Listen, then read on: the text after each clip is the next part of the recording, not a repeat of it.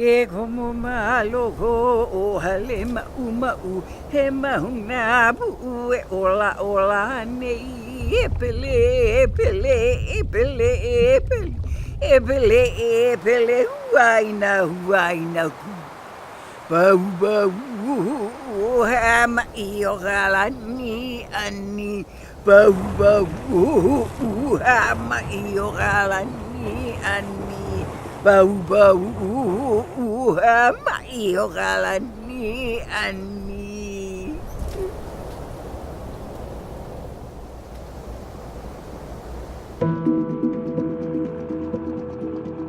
Unfolding before our eyes on the island of Hawaiʻi is a mesmerizing window into Kīlauea Volcano. When Mark Twain witnessed a Kīlauea lava lake in 1866, he remarked that the site fascinated the eye with its unapproachable splendor. But the story of this lava lake is more than splendor. Kīlauea, this volcano, in general, is a very sacred place.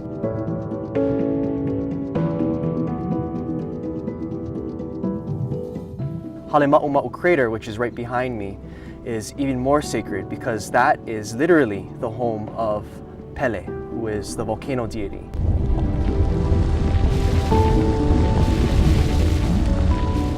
Kīlauea has long been known to be a marvelous natural laboratory for the study of volcanoes because it is frequently active and very accessible. We have such wonderful science that we're doing here, tremendous insights into how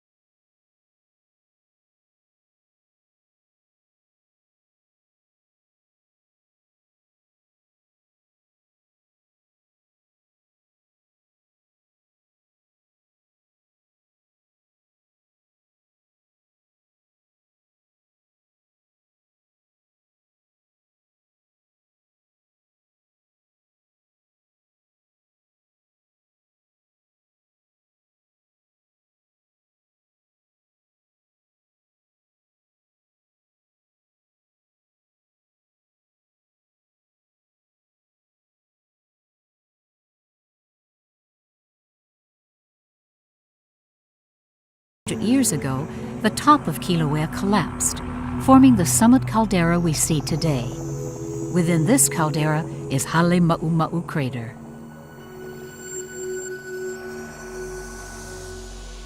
For centuries, Hawaiians chronicled an intimate oral history of Kīlauea through chants. Written records began with the arrival of missionaries in 1823. For the next 100 years, a nearly continuous lava lake existed at Halemaʻumaʻu. Its eruptions were a tremendous draw for visitors. When geologist Thomas Jagger first came to Kīlauea in 1909, he deemed it the ideal site for the systematic study of volcanic activity. In 1912, he established the Hawaiian Volcano Observatory.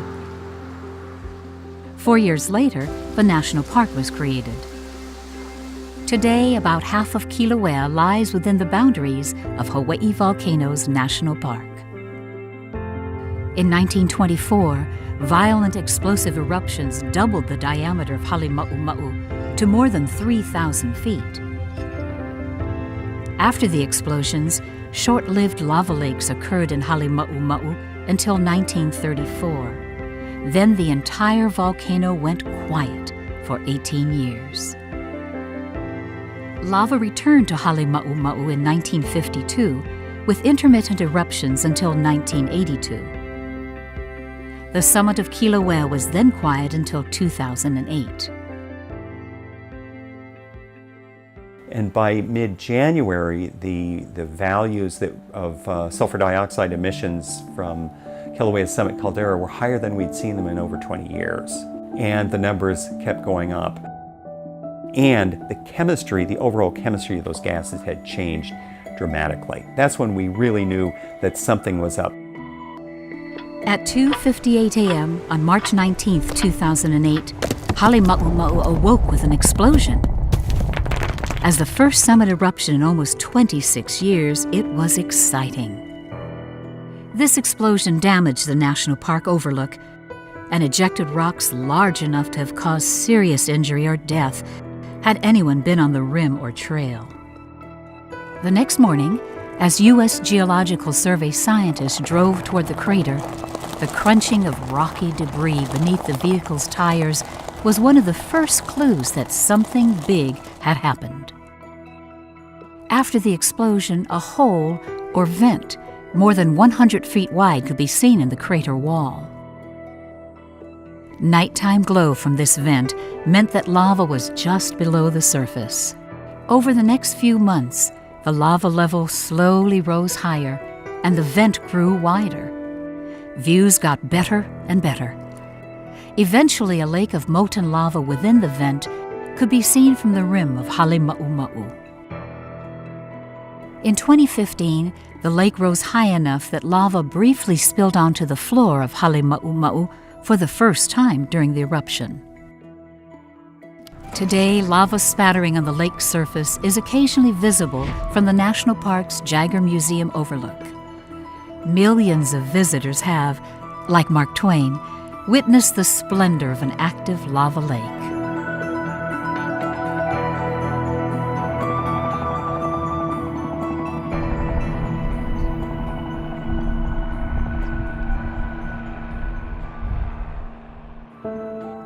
Since 2008, the active vent within the crater has grown due to collapses of the vent rim.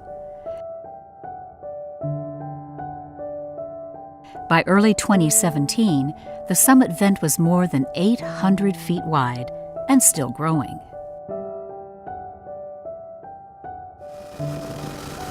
Today, the lava lake at the summit of Kīlauea is one of 2 ongoing eruptions at the volcano. The other active vent is on Kilauea's East Rift Zone, which has been erupting nearly nonstop since 1983. This is not the first time 2 vents have erupted on Kīlauea at the same time. But the duration of these 2 active vents is unmatched in recorded history. Since 1983, the ongoing East Rift Zone eruption has covered more than 54 square miles with lava flows and has destroyed more than 200 structures, including scores of homes. The continuous monitoring of Hawaiian volcanoes that was begun by Jagger in 1912 continues today. One of the fabulous opportunities we have right now because of an ongoing simultaneous eruption along Kilauea's East Rift Zone and the summit is to look at this connection between the summit and East Rift Zone, the magmatic plumbing connection. For everyone at HVO, is it an unparalleled opportunity to study the hydraulics of the eruption, of how Kilauea works. It gives us a window into the magma chamber here. Ika nāna noa ike is a Hawaiian proverb that means, by observing, one learns. And that's certainly the case for USGS Hawaiian Volcano Observatory scientists. Observing the physical processes on Kīlauea, combined with today's sophisticated monitoring instruments, helps USGS scientists develop a more complete picture of how volcanoes work. This is a situation where we actually have a large lava lake that's easy to get to, so it's really probably one of the best research opportunities on Earth for understanding lava lake activity. Many questions about Kīlauea Volcano's summit eruption are being answered through careful field studies and lab analyses.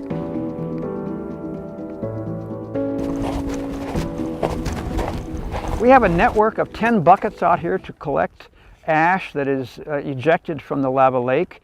The network has existed since 2008. We do that so that we can keep track of how much ash is coming out of the lake, and therefore this gives us some idea as to how gas-rich the lava in the lake is. It's a pretty good haul for the past 24 hours. Also, we're chemically analyzing this ash so that we can tell if there are any chemical changes that are taking place during the eruption.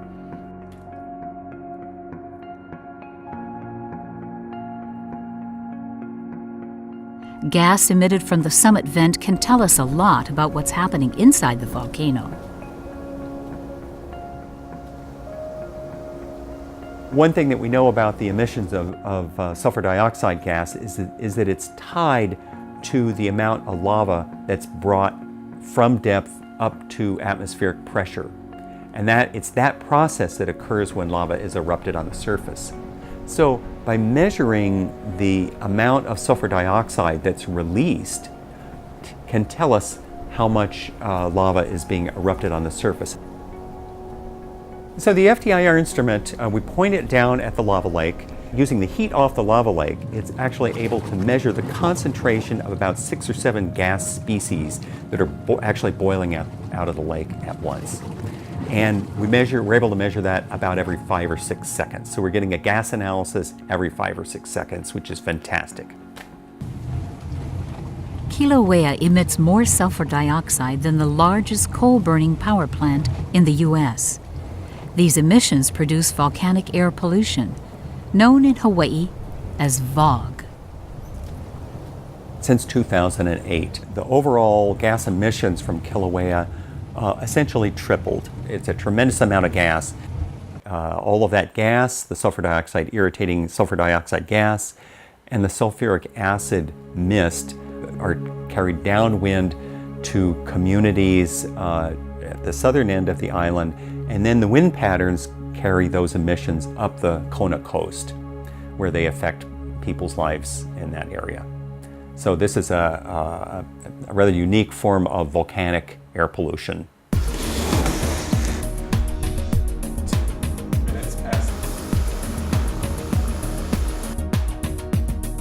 One spectacular feature of the eruption is Pele's hair, delicate strands of volcanic glass that carpet the ground downwind of the lava lake. Pele's hair forms when gas bubbles in the lava pop or burst, and little droplets fly out, and then they develop a tail on them. The tail is the Pele's hair. Yeah, the Pele's hair is glass because it's formed from the liquid that cools very quickly, so it forms a glass. It's very sharp. There's a very interesting lighting effect that takes place. When you're looking into the sun and the sun is at a fairly low angle, the Pele's hair glistens like golden dry wheat or something. Kilauea's summit eruption provides an opportunity to observe and document the evolution of an active vent. These observations sometimes require the use of cutting-edge tools. We also use LiDAR in collaboration with researchers on the mainland. And that LiDAR, which is basically a fancy name for laser scanning of the crater, that's able to give us a really precise scan of that crater geometry. So it's a nice 3D model of the vent. Thermal cameras are another tool used to study the lava lake. So the lava lake is set within this crater. We actually call the crater, the new crater, the overlook crater because it opened just below the visitor overlook. So in this overlook crater we have the lava lake. And the lake is set sometimes very deep within the crater, and that crater is often filled with fume. And obviously we want continuous observations of the lake, but the problem is with the naked eye or with normal camera systems, those views can often be obscured by the thick fume. The fume it's variable. It depends on the outgassing rates and also just the wind conditions. But one thing that we found to be very useful is using thermal cameras to monitor that lake and look inside the crater. The benefit of the thermal cameras is it can see through the fume all the time. So it really gives us continuous observations of the lake. And obviously when you're monitoring volcanoes, you want continuous 24/7 observations. So the thermal cameras have proven really effective at being a good monitoring tool. Thermal cameras are just a part of the sophisticated digital network managed by HVO field engineers. This network delivers a constant stream of data on the volcano's activity. At a single site, you could have a camera, you could have a gravimeter, you could have a GPS station, you could have a tilt meter. Part of the uniqueness of the network we have monitoring that lake is that it's so close in proximity to the observatory. That allows us to have really high bandwidth radio links. That means that we can afford to do things like stream HD video from the vent back here to HVO. A lava lake has to be fed by lava that's coming up a conduit. The lava spills into the lake, but then it has to be recirculating and leaving the lake. Otherwise, of course, the lake would fill up and spill out. So there is a kind of convection that is taking place. The lava is coming up at the north end of the lake, flowing to the south end of the lake, and then disappearing down. The reason that it's dropping is that it's losing gas, and it's cooling ever so slightly as it moves across the lake, so it's getting heavier. So it's slightly heavier than the fresher magma that's coming in, lava that's coming in, and so the whole thing circulates. The lava lake level responds to pressure changes in the summit magma storage system, rising when pressure increases and dropping when it decreases. These changes occur over a matter of hours or days and can shift the lava lake level by over 30 feet. Scientists are looking at the rise and fall of the lava lake and how these changes impact the East Rift Zone eruption. So Kīlauea has two ongoing eruptions, one at the summit and one on the East Rift Zone at Pu'uʻo. And we've known that those eruptions are connected in some way, but this new concurrent activity gives us new insight into that connection. One example of that connection is shown by the changing lava levels. The lava lake level at the summit fluctuates commonly. And what we observe at Pu'uʻo is there's often a small lava pond there, nothing like the one that we have, the lake that we have at the summit. We have a small lava pond at Pu'uʻo. And when we track the level there, it's basically in sync with the summit. And that makes sense because they're both basically fed magma from the summit magma chamber.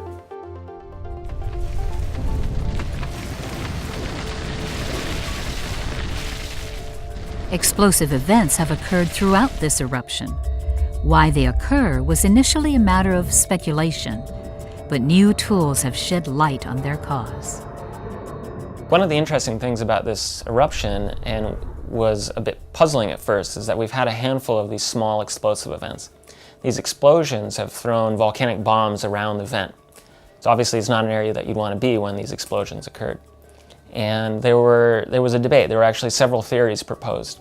But what we were able to determine based on geologic observations and also installing high-res cameras around the vent to look in the vent is that we were able to determine that these explosions from the lake were actually triggered by large collapses of rock from the crater walls that were impacting the lake.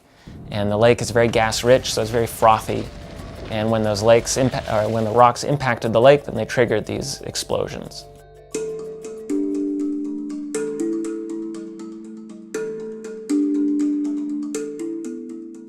Many hazards are associated with the Halemaʻumaʻu lava lake. Because of the ongoing hazards, both from gas emission and potential ballistic impact at the rim, HVO scientists who go into the area to conduct observations and make measurements follow a series of protocols that we've established through dialogue internally, including wearing hard hats, always having a half-face respirator around your neck to help you get out of a high gas concentration area, and also, where possible, wearing fireproof or fire-resistant clothing. The continuous study of active volcanoes is necessary to issue timely, accurate warnings of volcano hazards. So we're building on a tremendous body of knowledge that goes back more than a century, using modern and sophisticated tools to answer some of the very basic questions that were asked 100 years ago. One of the important missions of the Hawaiian Volcano Observatory is to investigate and research volcanic processes, really to better understand how volcanoes work. And with that understanding, we can do a better job of advising about the nature and extent of hazards. All of this, in effect, is to help people live safely with volcanoes which we must do, especially here in the state of Hawaii, where we live on volcanoes.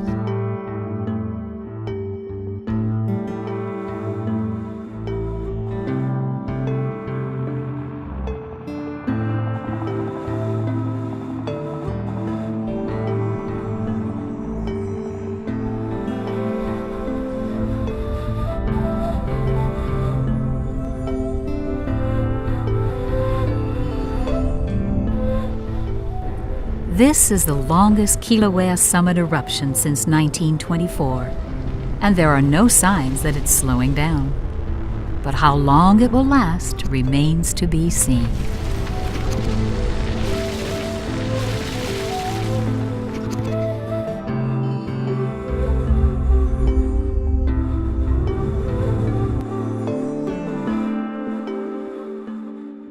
There's something about lava that just inspires curiosity in humans. There's so many mysteries surrounding these volcanoes. There's so much we don't understand yet about how and why they work. This is like peering back to the beginning of Earth. The opening up of a second vent at Kīlauea was very rare, and the fact that it lasted so long is unprecedented in Kilauea's known history anyway. I think when people see lava, not just for the first time, but see it at all, it's a rather mesmerizing effect. You're used to seeing the Earth as being something solid, and here is rock, but it's moving, it's liquid rock. And it's very hot, you can see that from the color, and you can feel the heat, and so it's really a unique experience in nature. So working at HVO is a remarkable experience. If you're a gastrochemist, that's going to put a song in your heart. It's allowing access to vents and fumaroles and one of the largest convecting lava lakes, active lava lakes on the planet. In the case of Pele, her most famous and obvious body forms are the lava itself. She is the eruption, she is the volcano, she is the lava, she is the rocks. After the lava cools, she is all of this tephra that comes out in the plume out here. She's the gases coming out as well. So all of this is Pele, and all of this is part of what is sacred and part of what is to be respected. The fundamental scientific analysis is both exciting and gives us great insight into how the volcanoes and the Earth works, but it also allows us to help society live safely with volcanoes.